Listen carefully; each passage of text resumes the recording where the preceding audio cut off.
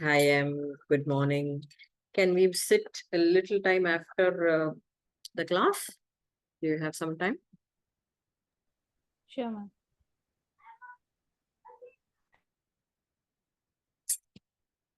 So, in the previous classes, sorry for the hindrances in the class.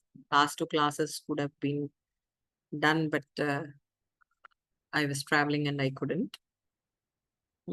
In the last class, in the last to last class, we got to know how Swadharma was emphasized by Lord Krishna and how to better understand Swadharma. Getting aligned with the center, shedding off the ego, you know your Swadharma better. And that would be an inner voice. It would not be a mental jugglery. It would not be a very decision of your intellect, fearful of future or worried about present. It would be clear inner voice. That's Swadharma. And through Swadharma, you will be peaceful. If you're going to wage war today, right now, this is your greatest opportunity. You'll be more peaceful. That's what Krishna says. And he also is a great counselor. He knows whom he is talking to. One, Arjuna is his friend. Two, he is his nephew. Three, he is more than a brother to him. So he knows him well, and hence he knows where to prick. So he pins the point of kirti, fame and reputation. Being a warrior cannot can die easily, but cannot endure a bad name. It is not because of their ego. Perhaps everyone is a warrior in this manner. It is not because of the ego that we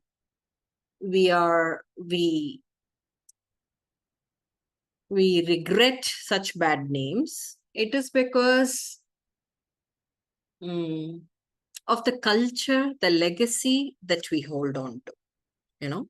When something is pinned on that, then there is a definite pain.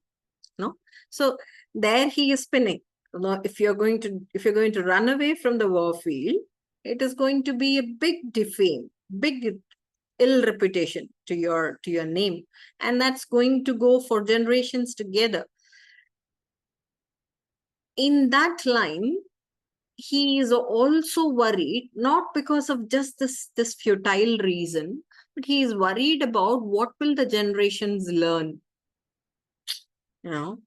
Arjuna is supposed to be the greatest warrior, the greatest king, the greatest administrator. So the coming generation will try to adapt, inculcate what the previous ones do. So he was worried about the generation, what lesson they will get.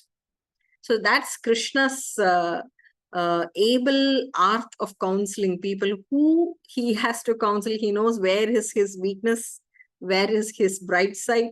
He knows that well. So that is what we saw. And I'm going to quickly run through all the shlokas because he is more concerned about the fame and reputation part, where he wants Arjuna to pick up the bow and then and there work for the social welfare. Then and there fight in the battle. So we start with 2.34. Akirtim chapi bhutani. Akirtim chapi bhutani. Kathayishyanti te vyayam. Kathayishyanti te vyayam. Sambhavitasya cha kirtihi. Sambhavitasya cha kirtihi. Maranat atirichyate. Maranat atirichyate. He's saying the people in the coming years will start to count pin you down with all the infamous thing that you have done, infamous thing you have done. And that would be a dishonor on your label. You know, if that is going to be pinned on you, he says, Maranadati richate. It is better to die. You are dying like a warrior in the battle. That is much more a better choice than, getting a name of being covered and then flying away from the situation. And in the previous class, I perhaps marked these words of fight and flight, which is a natural stimulant response that we get, that we act upon to any demanding situation. So whenever there is a stress, we either try to fight or to escape from the situation. Here, there is no choice between the fight or flight. But he says, this is the right choice because there is no other option. You being opted for this work to do. You're the best among best. The bull among men. Nararishaba, he calls him as. The bull among men, which means the strongest one. The strongest one should fight the evil. So you've been chosen for that. You do the action. There's no choice between fighting or escaping. So don't misunderstand this thing in your head. So he says dishonor, getting dishonor is much worse. It is preferable to die, he says. I think this prelude to the session would have made you clear that all these efforts are made by Krishna only to make Arjuna understand at that point of time and then stand up, because he is completely depressed. He is still lying in the carriage, in his chariot. He's still taking long deep breaths, crying, lamenting, bow down, everything happening. And hence Krishna wants him to act quickly. 2.35 and 36. I'll take all two together. Bayadranaduparatam. Bayadranaduparatam. Mansyante tvam maharathaha. Mansyante tvam maharathaha. Yesham chatvam bahumataha. Yesham chatvam bahumataha. Bhutva yasyasi laghavam. Bhutva yasyasi laghavam. 2.36. Avachyavadamscha bahum. Avachyavadamscha bahum. Vadishyanti tavahitaha. Vadishyanti tavahitaha. Nindantastava samarthyam. Nindantastava samarthyam. Tato dukkhataram nukim. Tato dukkhataram nukim. Now Krishna is taking his reins back. Let me not talk about mrityu here. Let me not talk about death here. He shall be more interested in his enemies. Whether he is not worried about his own acts, but he will definitely think, what will my enemies think about me? That's the kind of pinning that he is doing here. So he says, if you're going to run away from this war field out of fear, perhaps you just want to walk away. You say it as sannyasa, you say it as I'm renouncing, giving big words to smaller actions. Although you do them, what will, just think, what will the soldiers of the opposite army's cavalry think? Or what would they blabber? when they are down back after the war, taking 2 pegs of wine or drink alcohol or talk with their wives, they say, oh, I was standing there and the biggest of the biggest, the greatest of the greatest, the fiercest of the fierce, the most powerful of the most powerful just ran away looking at me. That's the kind of circumstance you will be put into if you're going to run away from the situation. 1. 2, he's also pinning upon the three great enemies of Arjuna. 1, Karna, who happens to be his own brother, that which he comes to know very well later. But both are supposed to be the fiercest ones. But many a time in the wars, other than this Mahabharata war, the Great War, many other times in small battles when Karna was fighting against Arjuna, Arjuna fled him like anything. He gave him left and right. He was all in the battle. He was mastering all his techniques. And Karna has to fearfully run away from the battle. That's exactly what happened with his arch rival, arch enemy Karna. And he's saying that what will happen when you just think about what will Karna speak, to his wife or to his brothers, what will he blabber? And then he also says, what will Dhritarashtra think? His own uncle. He is pinning upon all those enemies so that something here in his heart, he is pinched and he does the right action. When a person is in tamas, I used to educate all the yoga therapists in this line. And when a person is depressed, no meditation can help them. No counseling can help them. No talking over can help them.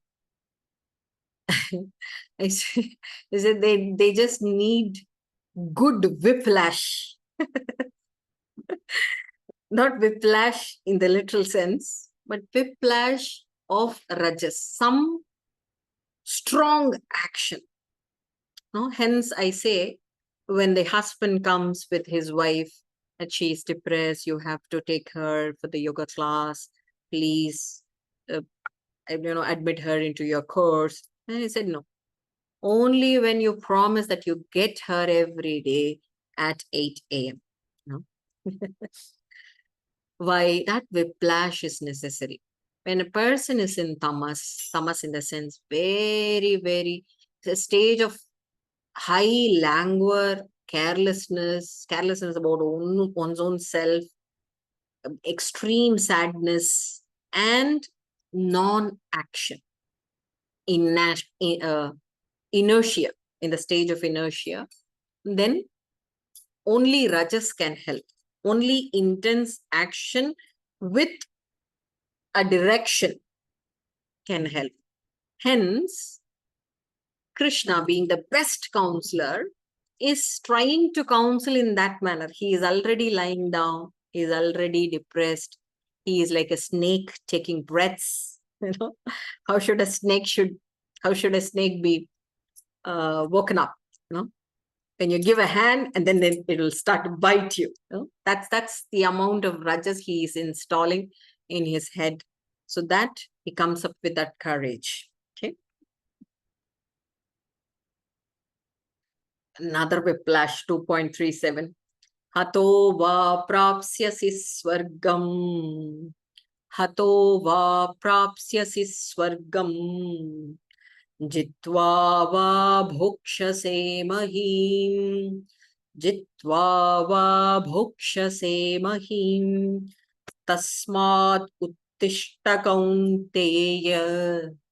Tasmad uttishta kaunteya. Yuddhaya krita nishchayaha. Yuddhaya krita nishchayaha. Says if you're going to fail, you're going to get heavens. If you're going to win, succeed, you're going to rule the earth. Where is the loss? Why should you worry? Why should you lament? I remember the quote of Vritra. He is a demon, Vritrasura, in Bhagavatam. He says either a man should shed the body in samadhi, realizing oneself, he should shed the body, or he should go for the rightful battle. And that's how one should leave the body. That's his way of explaining things.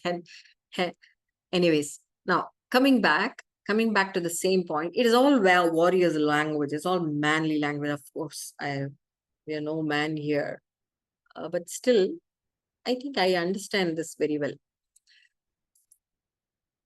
because just think about your dad and your mom. What happens at the age of 50s, 60s with your mom and with your dad? Okay? When the dad retires, he finds no purpose. He finds no, direction. At the age of 60, the mother is never retired. She does something or the other, making pickles, farming. No. My dad is also equally working. He also, does gardening work and farming. Hence, he has to do it, What happens in that transience, the phase of transience, where he is so dejected because the purpose is lost. The direction is lost. For a man, it is necessary. Similarly, a warrior begins his life with a purpose, ends his life with a purpose. When there is no purpose, then his life is equal to the life of a tuft of a sand, that he knows very well. Hence, Krishna is speaking in the same language. He is speaking in the same level of frequency what his Arjuna's mind will think. So he says, if you fail, you're going to definitely be in heaven. If you're going to be successful, you're going to rule the world, you're going to be the emperor. Why do you have to worry? Hence, get up. Tasmat uttishta, that the whiplash. Get up, stand up. Why stand up? Because when the mind is disturbed, you know what happens? We shrink our body, we slouch, we sit in a corner and start this, what we call as thought train. To leave the place and get up and bring ourselves into action is what is necessary. I remember a saint saying, start micro-cleaning your home when you're starting your thought train. So once that micro-cleaning is done, your thoughts will be clear, he says. Why is that? The tamas has to be turned into rajas first, then to sattva. The inertia has to be transformed into direction-based, passionate actions.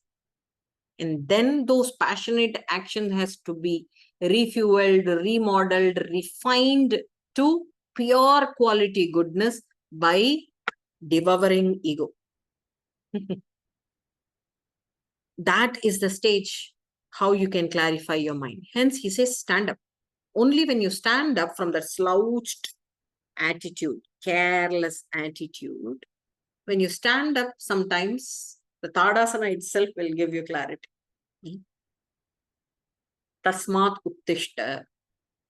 From here, the basic lessons of yoga starts. Stand up, stand erect. Tasmat uttishta kaunteya yuddhaya krita nishchayaha. He says, you have to first make sankalpa. You have to resolve first. If you are going to act, you're going to make a resolve, or sometimes I used to say this in my counseling sessions also. When you find no clarity in your path, take a tabulation column, okay, and say, these are my do's. This is what I'm going to do the next 2 months. These are my don'ts. This is what I'm not going to do in the next 6 months. Once you are clear in there, when you're resolved better, your action will always be fueled with your inner energy. Hence, in all practices, all rituals, all Vedic rituals, rites, performances, even in yoga, the aspect of sankalpa, what we call as resolve, is very much important. It so happens that in Vedic rituals, resolve happens prima facie. It has to happen in the beginning. But many a time, because the mind is filthy, the mind is always jittery, swaying from one object to another, we try to pacify the mind, relax the body, and then ask the participant to resolve. And it's usually during Shavasana that we see. Either placed in the beginning or in the end. Resolve is very much essential if you have to act right. Hence he says, Krita Nishchayaha, you have to resolve. Otherwise, what happens? Oh, I fought. I fought because of Krishna. I didn't know such things will happen. It's human nature. We always charge someone for our action. It's because of him. It's because of her. When we resolve, we take charge of our own action. This is what I'm going to do. And with resolve, there is another benefit, hidden agenda. When you resolve, the doership is lost. How do you resolve for anything, if you want to do a particular action, which is righteous, which has to be, successful, it has to go a long way. What do? You make a resolve. Okay, this is what I'm going to do. This is how you're going to bless me. Give me courage, give me strength. Well, what's happening? I'm not able to do. You are going to bless me. You're going to give that strength and blessing, the grace endowed by me as an instrument I act. The hidden agenda, and most important, is Krita Nishchaya. Hence we say, 1st January, you have to resolve. 1st January, we have to take a resolve.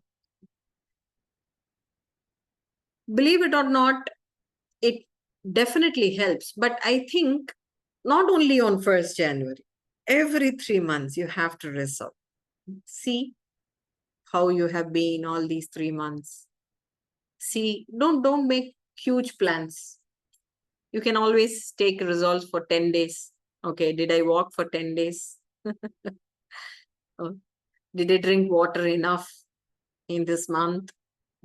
Simple things.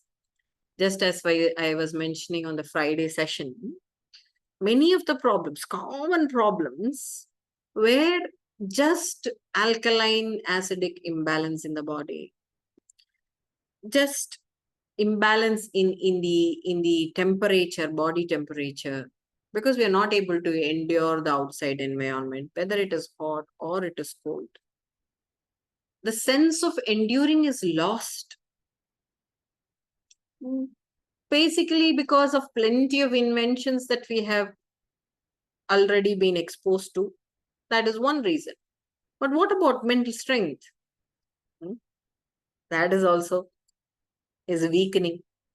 We are losing it slowly. Hence, focus on small little things in life. How am I doing this? How am I taking this? How am I enduring this? Take small things and take it in bits. So resolve. Resolve is very much important. So here, the first lesson of yoga from here on, you'll all see all yogic lessons, not only Raja yogic lessons, Karma yogic lessons, because lots and lots of Jnana yoga is more done. You will find many other facets of yogic lessons from here. Okay. Tasmad uttishta, stand up erect, sit erect. That's one. Two, when you are in tamas, destroy it. Destroy it by resolving first and acting next. Okay. 2.38, and this is how we will end the session. Sukha dukkhe same kritva. Sukha dukkhe same kritva. Labha labhau jaya jayau. Labha labhau jaya jayau. Tato yuddhaya yujjasva. Tato yuddhaya yujjasva. Naivam papamavapsyasi. Naivam papamavapsyasi. Third lesson. Every word is a lesson in this verse. Naivam papamavapsyasi. You will not incur sin. That's the literal meaning. But when you see or delve a bit more, then you will understand papa, sin. The word papa is not sin. The word papa means act of doership. I am the doer. Where arises all the problem? All the problem arises when you have this magnifying glass all the time in your hand called ego.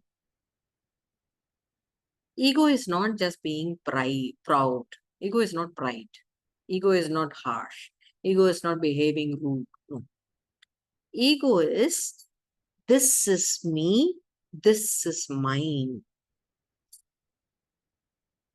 What is me? What is mine? I am Lalitha. Mine, my daughter, my son, my house, my laptop. So whenever we perceive things with this magnifying glass of my, something happens in the laptop, we get troubled. If my son is sick, I get troubled. Or I am sick, I am worried. No? So all of the problem is because of that magnifying lens that we have got. The only redeemer, the only savior, the only antidote, it's not only given by Ramana Bhagavan, but also by Krishna, and also the Gita. Gita itself, herself says, that ponder over who are you. Ponder who is the doer. You think you're the doer? Ponder again. Question yourself. That quest of who am I would be the only antidote. What will happen? Slowly, when I ponder, who am I? Who am I? Who am I? Not answering to the question. Delving deep into the subject alone, slowly there is a revelation of what I was perceiving as I and mine are just illusion.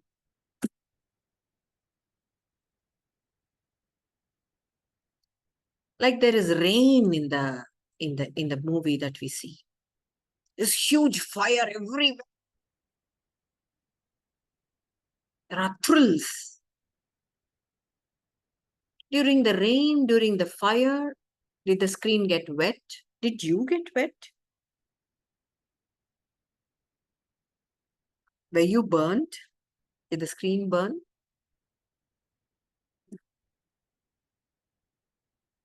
When you start delve deeply, all the things that you have been perceiving like me and mine are like that rain and fire, very, very illusional. And nothing affects you. Nothing can ever, ever touch.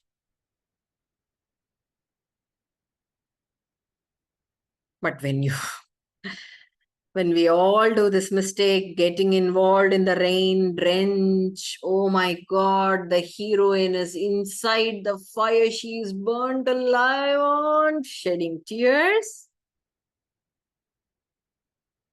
We are moved into that periphery. We are not aligned in the center. We moved into that periphery, completely seeing things as the magnifying lens called ego is showing us.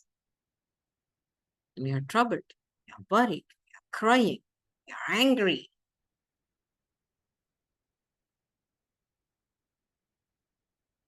Krishna calls this as papam. It's a sin. Feeling yourself as the doer is a sin, he says. At least sin concept is very lightly observed in Indic tradition. You can just say that it is an unwanted action. Undesirable action. That can be taken well for the word papam. He says, Naivam papam avapsasi. The third lesson, never get into that weird spider net of doership. That's your lesson. Okay. What should I do? What should I do when my mind starts to go into it? Like I've seen many spiritual enthusiasts worried. See, I've left home, never reached the temple, never have got that, all the meditations was never fruitful to me. And they're worried about the fruit of spiritual practices even. If such is the case, they are not in the practice of spirituality at all.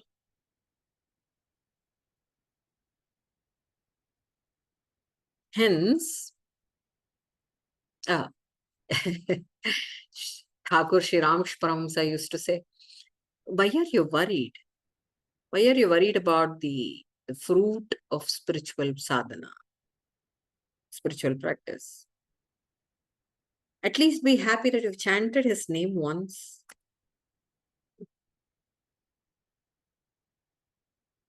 That once chant, that one little chant, and that one little microsecond, your mind was clear and pure. Now work upon the purity, how to bear that purity all through. You work there. Why do we have to crib?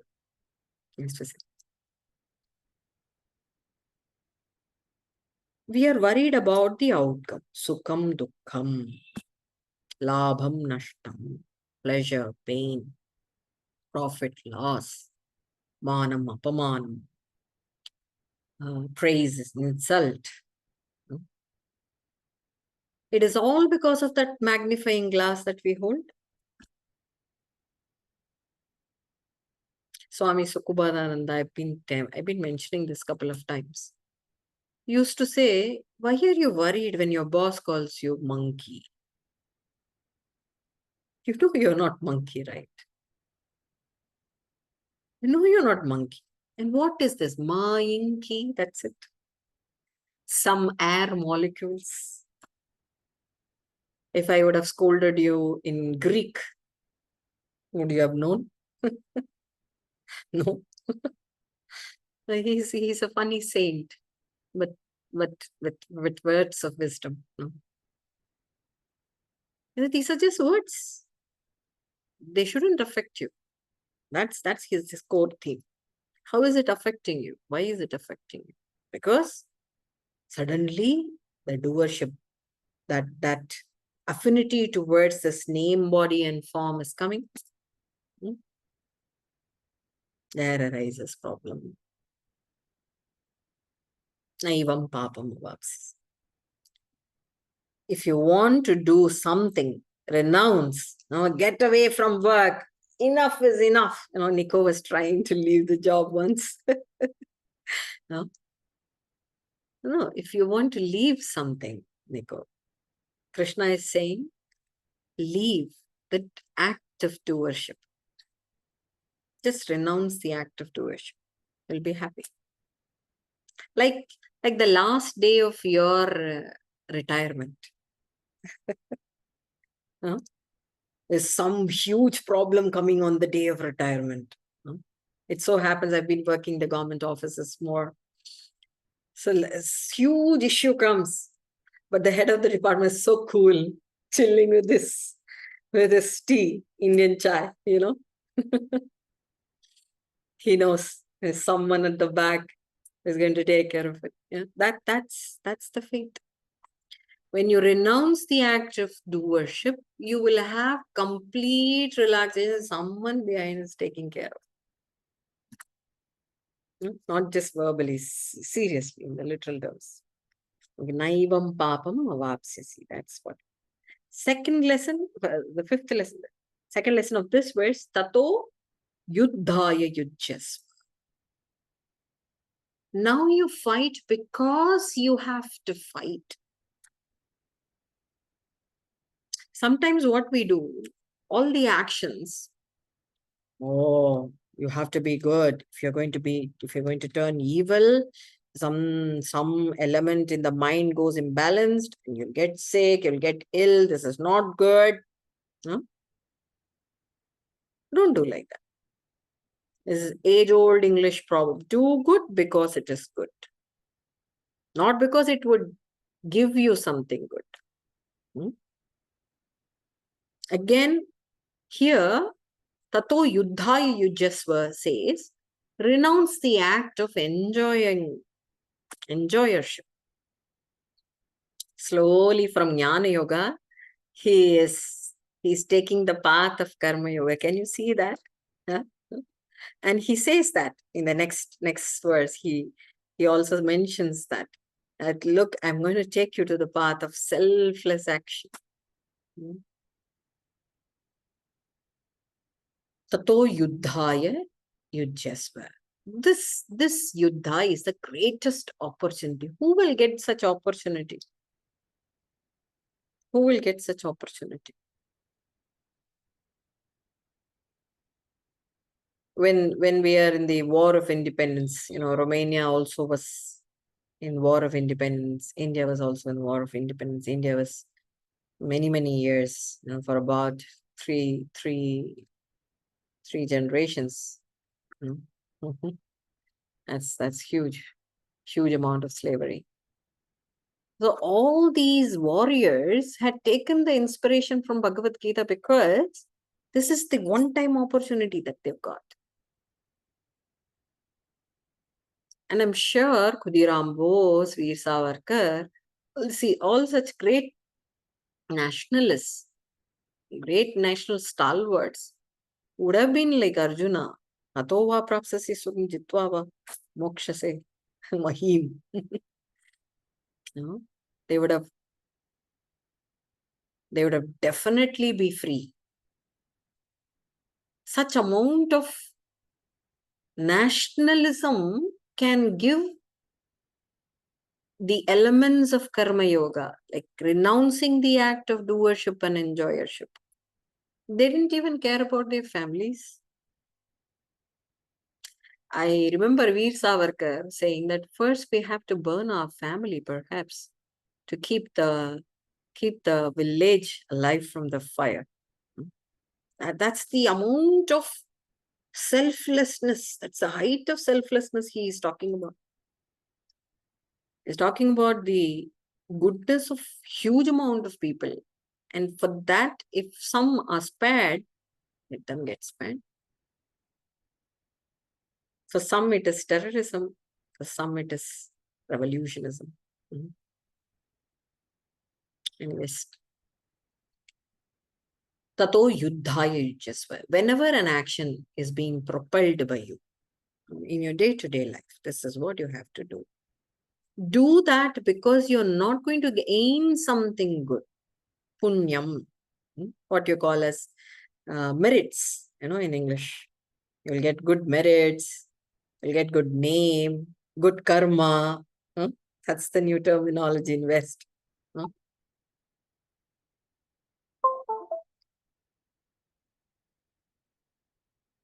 Can you hear me? Sorry. Yeah. Okay.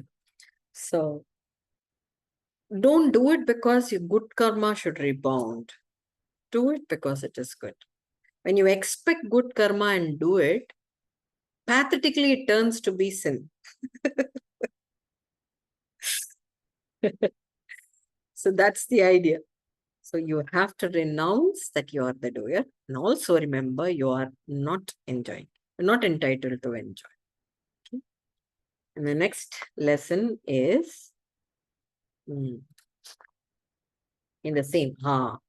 Samadukke samaikritva, sukadukke samaikritva.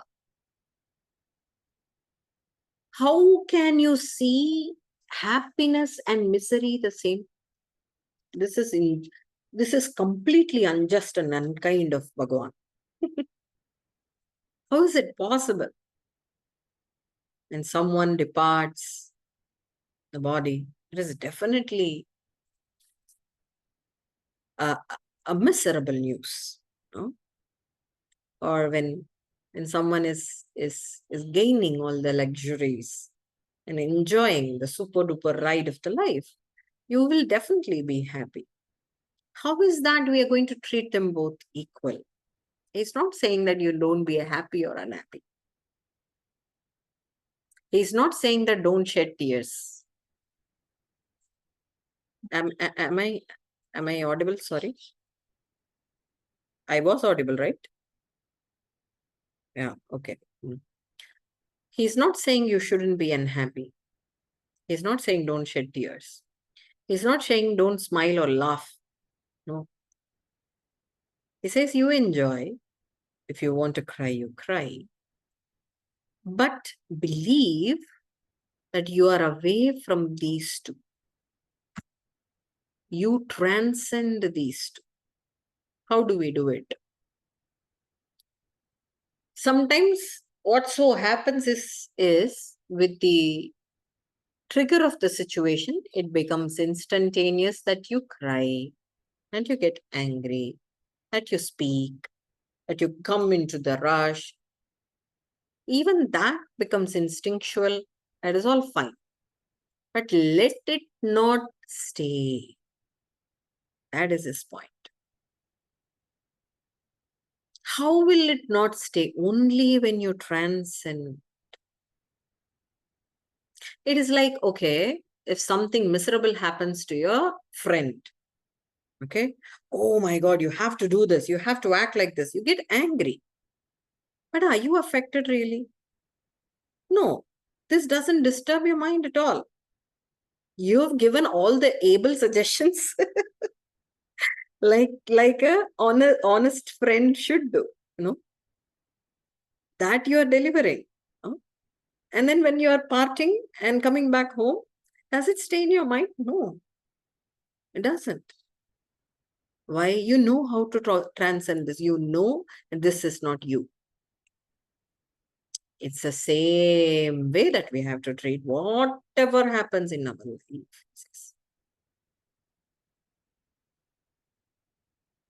So easy to listen to. It's so madhura also. It's so sweet to listen also. Sometimes it's so sweet that we fall asleep.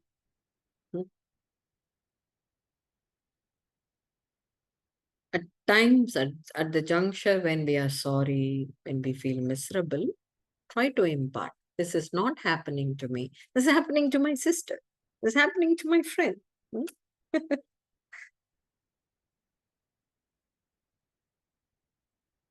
then you will be able to think clearly, act better, because the mind will start to give these beautiful, able suggestions, like the third party. Hence, you will find sukha, dukkha as equal. You will find pleasure and pain, same kritva, will be equanimous. That's the last lesson of the verse. Same kritva. Gaining equipoise by being objective. Willfully be a witness. Witness to all those things that are happening. I want to quote Yoga Vashishta's this particular shloka. Tusharakara bimbacham mano yasya nirakulam maranotsava yuddheshu sashantaha iti katyate. That person is supposed to be more peaceful, who is never agitated, nor super excited, even amidst the war field, even with the grief of death, utsaveshu, even during celebrations. Is a very beautiful example. During celebrations, we are at the height of our moods. Deepavali and Dashara. Or Navratri for Maitri. Good dishes, and we are with the family. We're trying to bring that celebrative mood. But not wrong. Not wrong. But never get super excited, agitated. Bring you back to that center. Put it back to that center. When you remove that magnifying lens, what will happen is that slowly you will find actions are flowing through that piece, through that center. No?